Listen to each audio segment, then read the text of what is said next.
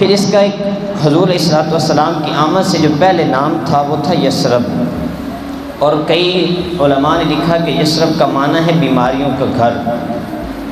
لیکن بعض علماء کہتے ہیں تاریخ کے کہ یہ جو مدینہ شریف ہے اس میں جو ہے وہ پہاڑ کے احد پہاڑ کے غربی جانب ایک علاقہ جو ہے جگہ تھی، اس کا نام یثرب تھا، جہاں کنویں تھے، چشمے تھے، یعنی کہ اختلاف ہے کہ، اور انہوں نے کہا کہ یہ مدینہ شریف کا نام نہیں ہے یثرب بعض علماء کے نزدیک۔ لیکن جو ہے ایک اور حدیث شریف جو کہ امام بخاری لے کر آئے ہیں، آپ فرماتے ہیں کہ مدینہ منورہ کو جو ایک مرتبہ یثرب کہے تو اس کی معافی کے لیے وہ 10 مرتبہ مدینہ مدینہ مدینہ مدینہ مدینہ مدینہ مدینہ مدینہ مدینہ کہے، 10 دفعہ، یعنی اس نے مدینہ شریف وہ کہنا ہے تو پھر اس کی تلافی ہونی ہے۔ اب میں تو آپ کو بتا رہا ہوں نا کہ یعنی کہ، لیکن اگر کوئی بندہ جان بوجھ کر نام لیتا ہے تو اس کی معافی کے لیے 10 دفعہ وہ کیا کہے گا؟ مدینہ مدینہ۔ اور حضرت امام مالک فرماتے ہیں کہ جو مدینہ طیبہ کی مٹی کو برا کہے، مدینہ کی زمین کو پاک نہ کہے تو وہ سزا کا مستحق ہے، اسے قید کیا جائے، سزا دی جائے یہاں تک کہ وہ توبہ کرے۔ تو اللہ سے دعا ہے کہ اللہ تعالیٰ ہمیں مدینہ شریف کی جو خاک ہے اس سے پیار کرنے کی توفیق عطا فرمائے، اور جو اسے برا کہتے ہیں اللہ انہیں بھی توفیق عطا فرمائے کہ وہ اپنے کام سے، اپنے فعل سے باز آ جائیں، کیونکہ یہ مٹی جو ہے ہم تو اسے خاک شفا کہتے ہیں، یعنی اس مٹی پاک میں بھی شفا ہے اور یہ مٹی بھی پاک ہے، اور مدینے کے گرد و غبار سے ہم پیار کرتے ہیں کیونکہ حضور نے اس سے پیار فرمایا ہے، حضور نے پیار فرمایا ہے۔ منور منور مدینہ، معطر معطر مدینہ،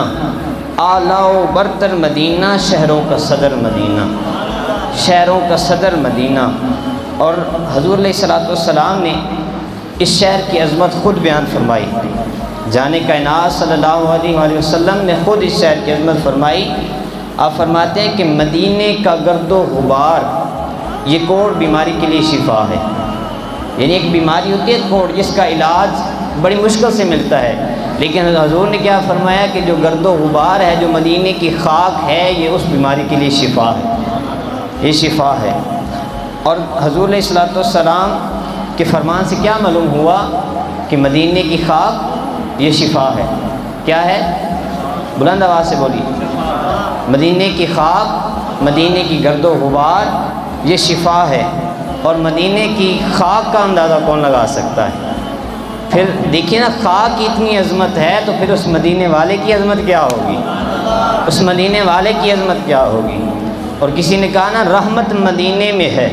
رحمت مدینے میں ہے، راحت مدینے میں ہے، فرحت مدینے میں ہے، فیضان مدینے میں ہے، برکت مدینے میں ہے، پہچان مدینے میں ہے، آن مدینے میں ہے، شان مدینے میں ہے، نبیوں کا سلطان مدینے میں ہے، اللہ کا احسان مدینے میں ہے۔ اور اس نے اس کی ترجمانی کی کہ رحمت برس رہی ہے محمد کے شہر میں، ہر شے میں تازگی ہے محمد کے شہر میں، ہر شے میں تازگی ہے محمد کے شہر میں۔ اگر مدینہ منورہ کی خاک سے آپ پیار کریں گے تو آپ کامیاب ہو جائیں گے۔ کامیابی چاہتے ہیں تو حضور کے مدینے، حضور سے بھی محبت کریں، لیکن حضور کے شہر کی خاک سے بھی محبت کریں، حضور کے شہر کی خاک سے بھی محبت کریں۔